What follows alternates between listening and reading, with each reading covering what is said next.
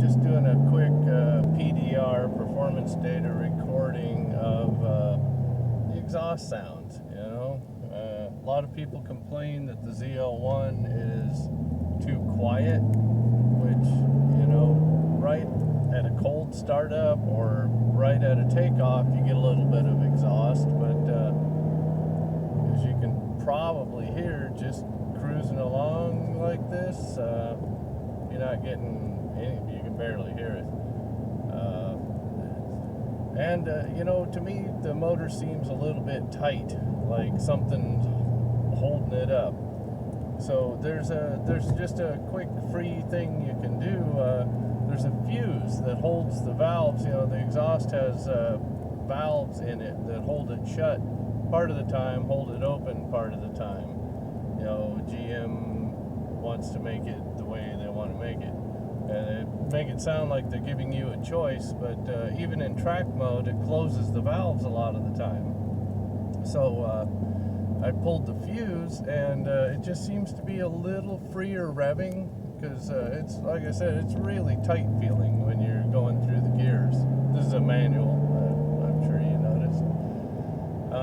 So we'll stop here in a sec, and I'll show you just how to pull that fuse for yourself, and give it a try, see if you like.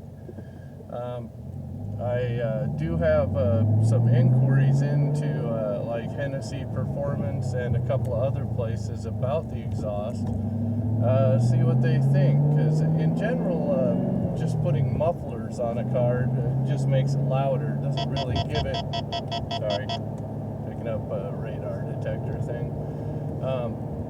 In general, mufflers just make it a little louder. They don't really give you any performance. But since I pulled the fuse on this and it leaves the valves open and it feels freer revving to me, that tells me maybe there is a few horsepower or just drivability in general. It's not all about total horsepower on anything you're driving. It's about drivability. It's how easy and fun it is to drive. So we'll find a spot here. I'll pull over and I'll show you guys just where that fuse is. It takes a couple of seconds to pull the thing, and if you don't like it, you can always put it back in. It's not an all or nothing modification like some things are. Alright, we'll get back with you. Alright, just like promised, we're going to show you where that fuse box is. Sorry, this thing's new for me. Take me a second to find the catch. It's not like my other Camaros. Yeah, the fuse box is going to be this one right here.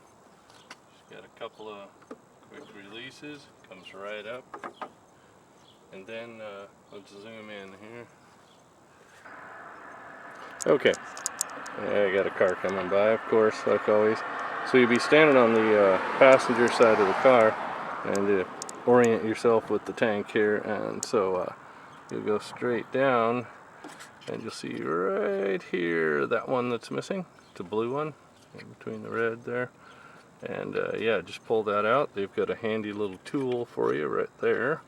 Just pull that one out, throw it in your cup holder, and take it for a drive, see what you think. If you don't like it, you can always put it back in.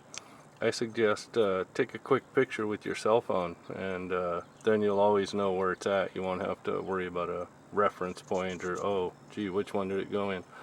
These days with cell phones, just take a pic, and I suggest that with anything you're taking apart. Take a pic, man. So much easier to figure out where to put wires back if you've got a reference. And hopefully the sound's okay on this. I forgot my dead cat. We'll see how it goes. Yeah, I've only got 560 miles so far. Like I said, I'm checking into some performance stuff, but so far I just pulled the fuse on that. It seems to help out a little bit.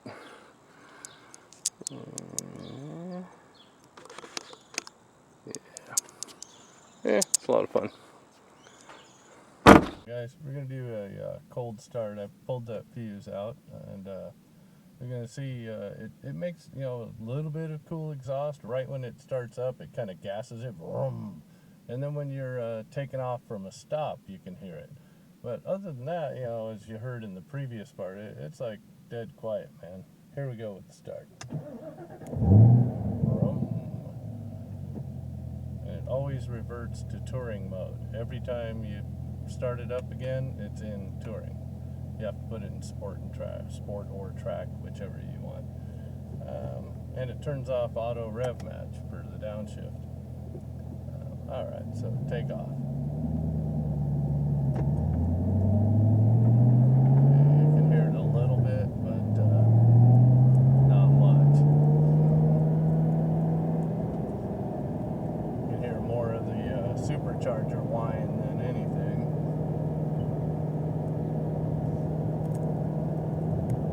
And if you gas it,